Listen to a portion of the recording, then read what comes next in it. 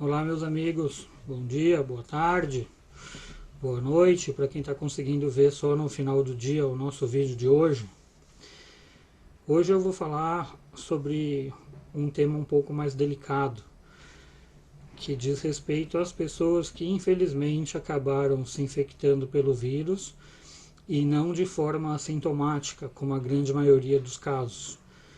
Sabemos que, por pesquisas feitas nos outros países que já estão com casos mais avançados, cerca de 85% das pessoas que contraíram o vírus não apresentam nenhum ou pouquíssimos sintomas.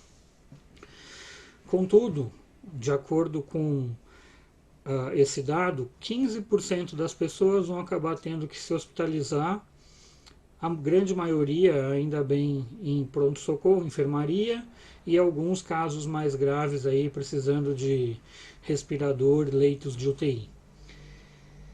E imagine você um caso como esse.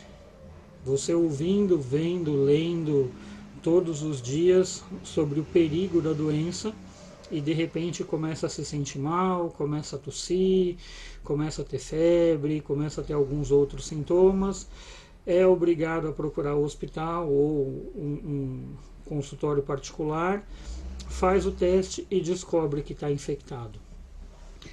Aí entra um problema psicológico bastante grave, que é o medo e a angústia. O saber lidar com isso e saber lidar com a recuperação. Você, quando tem qualquer tipo de problema que te tire do sério ou que te coloque em risco, você habilita o medo. E o medo muitas vezes te salva. Muitas pessoas que têm medo de muitas coisas se expõem muito pouco e acabam tendo menos chance de ter problemas do que outras. Claro que o medo excessivo também te tira a vontade de viver, te deixa preso e você acaba não fazendo nada. Mas imagine você a angústia de uma pessoa que descobre que é portador de uma doença que ainda não tem cura, que não tem vacina e que tem uma letalidade bastante grande dentro dos padrões das outras doenças. Essas pessoas vão se sentir muito mal e essas pessoas vão precisar de cuidados.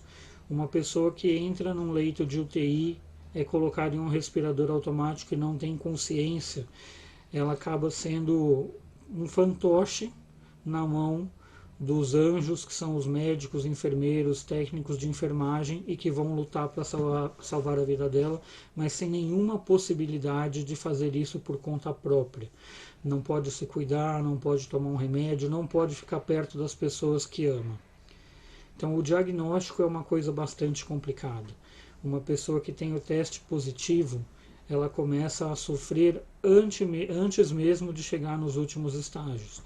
Porque ela vê, ela percebe, ela tem a notícia de que a doença pode, em 2, 3 dias, matar uma pessoa ou deixar ela em um estado bastante grave.